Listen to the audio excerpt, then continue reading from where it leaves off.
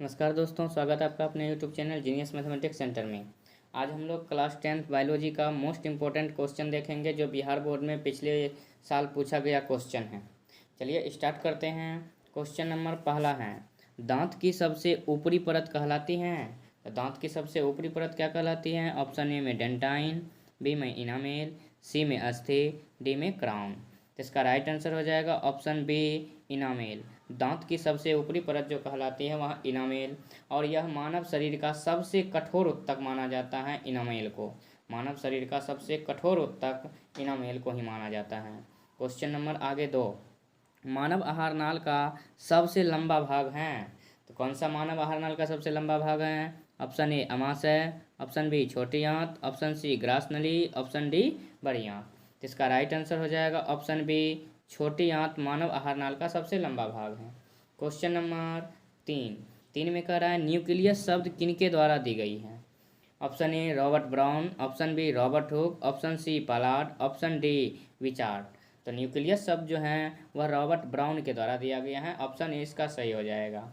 Robert brown के द्वारा यह 1831 ईस्वी में दिया गया था। क्वेश्चन नंबर आगे 4 में कह रहा है, पौधों में भोजन किस रूप में जमा रहता है। ग्लूकोज के रूप में, प्रोटीन के रूप में, स्टार्च के रूप में या फैटी एसिड के रूप में। तो पौधों में भोजन स्टार्च के रूप में जमा रहता है। क्वेश्चन नंबर 5, पौधों और पशुओं की कोशिकाओं का वैज्ञानिक अध्ययन क्या कहलाता है। ऑप्शन ए में अनुवांशिकी, बी में कोशिका विज्ञान, सी में साइटोजेनेटिक्स, डी में उत्तक विज्ञान। इसका राइट आंसर होगा ऑप्शन बी, कोशिका विज्ञान कहलाता है। क्वेश्चन नंबर आगे 6, पीतरस कहाँ से स्रावित होता है। यकृत से, मुखगुहा से, अमाशय से, छोटी आंत से। तो पित्तरस जो स्रावित होता है वह यकृत से स्रावित होता है, और यह जमा कहाँ रहता है? तो याद रखना है, यह जमा पित्ताशय में रहता है। जमा कहाँ रहता है? तो यह जमा पित्ताशय में रहता है। स्रावित यकृत से होता है और जमा कहाँ रहता है? तो पित्ताशय में जमा रहता है। क्वेश्चन नंबर आगे 7, निम्नलिखित में कौन ट्रिप्सिन एंजाइम का कार्य करता है। ट्रिप्सिन एंजाइम का कार्य है, तो इसमें कौन सा ट्रिप्सिन एंजाइम का कार्य है? ऑप्शन ए वसा का पाचन, ऑप्शन बी कार्बोहाइड्रेट का पाचन, ऑप्शन सी प्रोटीन का पाचन, ऑप्शन डी इनमें से सभी। तो इसका राइट आंसर हो जाएगा ऑप्शन सी, प्रोटीन का पाचन। ट्रिप्सिन एंजाइम प्रोटीन के बड़े बड़े अणु को छोटे छोटे अणुओं में तोड़ देता है। क्वेश्चन नंबर आगे 8, मुखगुहा में आहार का कौन सा भाग पाचन होता है। मुखगुहा में आहार का कौन सा भाग पाचन होता है? प्रोटीन, कार्बोहाइड्रेट, वसा, न्यूक्लिक अम्ल। तो मुखगुहा में जो पाचन होता है वह कार्बोहाइड्रेट का, ऑप्शन भी सही हो जाएगा। क्वेश्चन नंबर 9, निम्न में स्वपोषी कौन है। तो स्वपोषी कौन है? हरे पौधे, मछली, कीट, अमीबा। तो हरे पौधे जो हैं वह स्वपोषी हैं।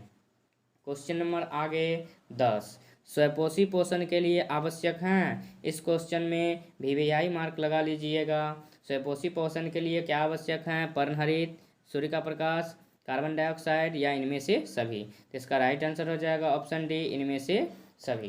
क्वेश्चन नंबर आगे 11, किसकी उपस्थिति के कारण पौधे का रंग हरा होता है।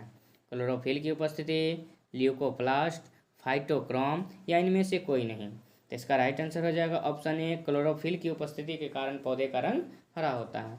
क्वेश्चन नंबर आगे 12, हाइड्रा में क्या पाया जाता है। हाइड्रा में क्या पाया जाता है? मस्तिष्क, तंत्रिका, मुख या स्पर्शक। तो हाइड्रा में जो होता है यह मस्तिष्क पाया जाता है, जो जाल के समान रचना जैसा होता है। क्वेश्चन नंबर आगे 13 में कह रहा है, ग्लूकोज का रासायनिक सूत्र क्या होता है। तो ग्लूकोज का रासायनिक सूत्र C2H5OH, ऑप्शन बी में C6H6O6, ऑप्शन सी में C6H12O6, ऑप्शन डी में C6H6। तो ग्लूकोज का राइट आंसर हो जाएगा ऑप्शन सी, C6H12O6 सूत्र होता है। क्वेश्चन नंबर 14 में कह रहा है, अमीबा में अधिकांश पोषण कैसा होता है। शाकाहारी, अंतर्ग्रहण, सर्वाहारी, स्वपोषी। अमीबा में अधिकांश पोषण जो होता है वह अंतर्ग्रहण होता है, ऑप्शन बी सही हो जाएगा। क्वेश्चन नंबर आगे 15, प्रकाश संश्लेषण की क्रिया होती है। ऑप्शन ए कवकों में, ऑप्शन बी जंतुओं में, ऑप्शन सी हरे पौधों में, ऑप्शन डी परजीवियों में। प्रकाश संश्लेषण की जो क्रिया होती है वह हरे पौधों में, ऑप्शन सी सही हो जाएगा। क्वेश्चन नंबर आगे 17, अमीबा अपना भोजन कैसे पकड़ता है? स्पर्शक द्वारा, जीभ द्वारा, कूटपाद द्वारा, मुंह द्वारा। तो अमीबा जो अपना भोजन पकड़ता है वह कूटपाद के द्वारा। क्वेश्चन नंबर 17, कौन सा एंजाइम वसा पर क्रिया करता है? तो कौन सा एंजाइम वसा पर क्रिया करता है? तो ट्रिप्सिन एंजाइम जो है वह वसा पर क्रिया करता है, ट्रिप्सिन एंजाइम। क्वेश्चन नंबर आगे 18, आयोडीन की कमी से कौन सा रोग होता है? ऑप्शन ए घेघा, ऑप्शन बी मधुमेह, option C scurvy, option D AIDS. तो आयोडीन की कमी से जो होता है वह घेघा रोग होता है। आयोडीन की कमी से घेघा रोग होता है। क्वेश्चन नंबर आगे 19 में कह रहा है कवक में पोषण की कौन सी विधि पाई जाती है? कवक में पोषण की कौन सी विधि पाई जाती है? मृतजीवी, समभोजी, स्वपोषी या इनमें कोई नहीं। तो कवक में जो पाया जाता है वह मृतजीवी पोषण पाया जाता है, मृतजीवी पोषण। क्वेश्चन नंबर आगे 20, दांतों को साफ करने के लिए जो दंतमंजन प्रायः होता है वह क्षारीय होता है, अम्लीय होता है, लवण युक्त होता है या इनमें से कोई नहीं। तो दंतमंजन जो हमारा होता है वह क्षारीय होता है। ऑप्शन ए इसका सही हो जाएगा। क्वेश्चन नंबर आगे 21 में कह रहा है निम्नलिखित में कौन एक उभयलिंगी जंतु है? केचुआ, मछली, शेर, बकरी। तो इसका राइट आंसर हो जाएगा ऑप्शन ए, केचुआ जो है उभयलिंगी जंतु है। क्वेश्चन नंबर 22, सभी हरे पौधे होते हैं स्वपोषी, मृतपोषी, परजीवी या इनमें से सभी? तो सभी हरे पौधे क्या होते हैं? स्वपोषी होते हैं। क्वेश्चन नंबर आगे 23, मंड परीक्षण के लिए हरी पत्ती पर आयोडीन डालने से पहले पत्ती अल्कोहल में उबाला जाता है, क्यों? ताकि क्लोरोफिल को घोलने के लिए। क्वेश्चन नंबर 24, स्लाइड को सर्वप्रथम कंपाउंड माइक्रोस्कोप से देखा जाता है 5x पर, 10x पर, 25x पर, 45x पर। इसका राइट आंसर हो जाएगा ऑप्शन बी, 10x पर जो है देखा जाता है। क्वेश्चन नंबर आगे 25, एक वयस्क मनुष्य के कितने दांत होते हैं? 28 होते हैं, 30 होते हैं या 32 होते हैं या 34 होते हैं? तो सबको पता है एक वयस्क मनुष्य के मुख गुहा में 32 दांत होते हैं। क्वेश्चन नंबर आगे 26 में कह रहा है कूटपाद किस में पाया जाता है? पैरामीशिया में, युगलिना में, अमीबा में या इनमें से किसी में नहीं। तो कूटपाद जो पाया जाता है वह अमीबा में पाया जाता है। क्वेश्चन नंबर आगे 27, क्लोरोफिल वर्णक का रंग है हरा होता है, नीला होता है, लाल होता है या सफ़ेद होता है? तो क्लोरोफिल वर्णक का रंग जो है वह हरा होता है, ऑप्शन ए।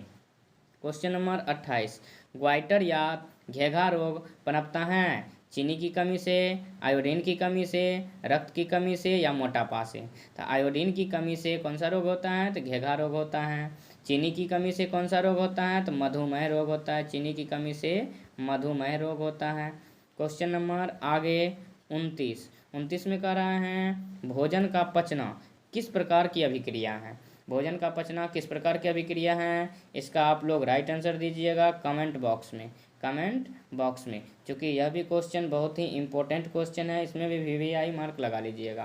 क्वेश्चन नंबर आगे चलते हैं हम 30 में कह रहा है प्रकाश संश्लेषण क्रिया में ऑक्सीजन बाहर निकलता है जल से, CO2 से, ग्लूकोज से, डिक्टियोसोम से। तो ऑक्सीजन जो बाहर निकलता है वह जल से निकलता है। क्वेश्चन नंबर 31, मैग्नीशियम पाया जाता है क्लोरोफिल में, लाल रक्त कण में, वर्णी लवक में, श्वेत रक्त कण में। मैग्नीशियम जो पाया जाता है वह क्लोरोफिल में पाया जाता है। यदि पूछे लोहा किस में पाया जाता है? तो लोहा पाया जाता है रक्त में। लोहा किस में पाया जाता है? रक्त में। लोहा धातु रक्त में पाया जाता है और मैग्नीशियम धातु क्लोरोफिल में पाया जाता है। क्वेश्चन नंबर आगे 32, प्रकृति में ऑक्सीजन का संतुलन कैसे बना रहता है?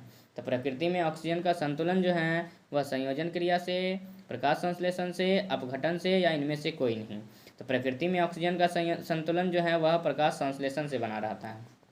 क्वेश्चन नंबर आगे 33 में कह रहा है जीवन की एक महत्वपूर्ण विशेषता क्या है? अणु की गति, वृद्धि, संघ, समन्वय। तो जीवन की एक महत्वपूर्ण विशेषता वृद्धि है, वृद्धि। क्वेश्चन नंबर 34 में कह रहा है स्वपोषी पोषण होता है पौधों में, कवक में, कुछ प्रोटिस्टा और प्रोकैरियोटिक्स में या ए और सी दोनों में? तो इसका राइट आंसर हो जाएगा ऑप्शन डी, ए और सी दोनों। क्वेश्चन नंबर आगे 35, ग्रहणी भाग हैं बड़ी आंत का, छोटी आंत का, मुख गुहा का, अमाशय का।